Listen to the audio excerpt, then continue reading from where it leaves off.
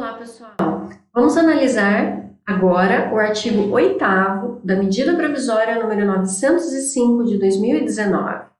O artigo 8º trata da jornada de trabalho daqueles empregados que foram contratados na modalidade de contrato de trabalho verde e amarelo.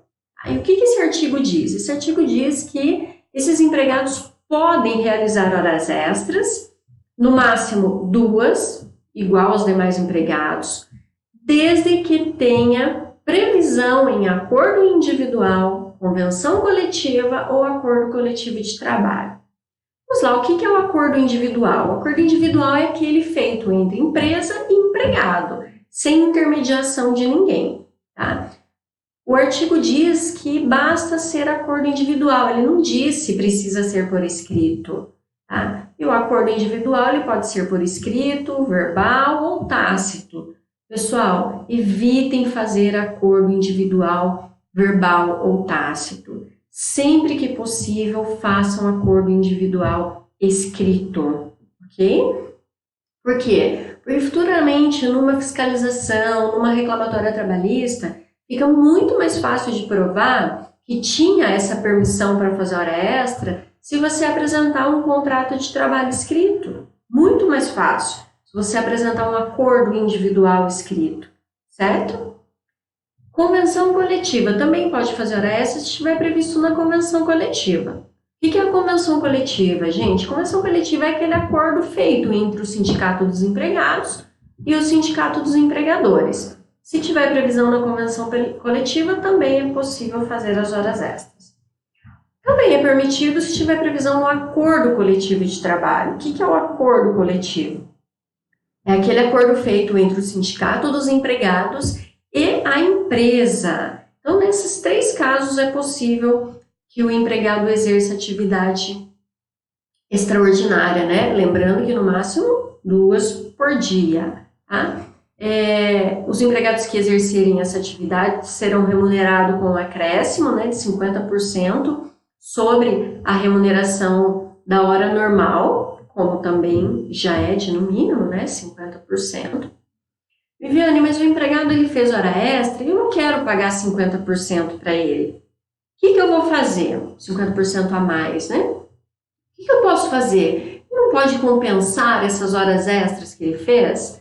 Sim, gente, também o artigo 8º prevê isso. Ele diz o seguinte, que é permitida a adoção do regime de compensação desde que tenha acordo individual, tácito ou escrito para compensação no mesmo mês. Então, vamos lá. Posso fazer regime de compensação? Posso. Se tiver previsão aonde? No contrato individual. Nesse caso, a legislação disse como que tem que ser feito esse contrato individual? Sim, ela diz que tem que ser tácito ou escrito. Pode ser verbal? Não pode ser verbal. Tá? Viviane, o que você recomenda? Eu recomendo que sempre faça acordo individual por escrito, certo? Ok. Porém, a lei diz assim, ó, pode fazer regime de compensação se tiver previsão no acordo individual, né, tácito ou escrito, porém, a compensação deve acontecer no mesmo mês. Pessoal, eu pergunto para você, compensação no mesmo mês é igual a compensação no prazo de no máximo 1 mês?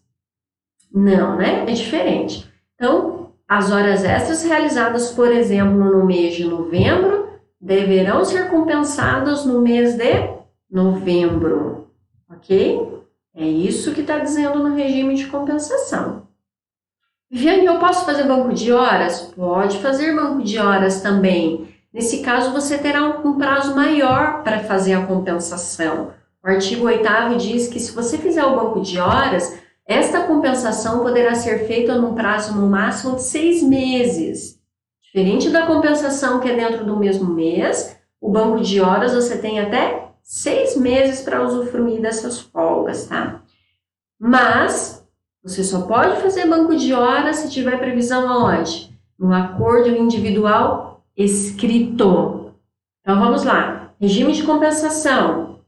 Pode fazer? Posso. Banco de horas, posso fazer? Posso. Só que no regime de compensação precisa ter previsão aonde? No acordo individual, que pode ser tácito ou escrito. E no banco de horas, só pode ser escrito.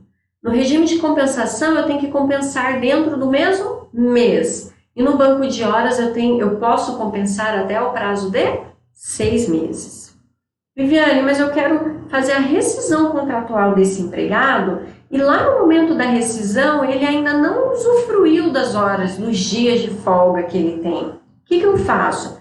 Nesse caso, você vai ter que pagar com um acréscimo lá de no mínimo 50% sobre a remuneração normal dele do mês em que está sendo feita a rescisão contratual, ok? Então tá, esse foi o artigo 8º da MP 905 de 2019. Nos encontramos na próxima aula. Até lá!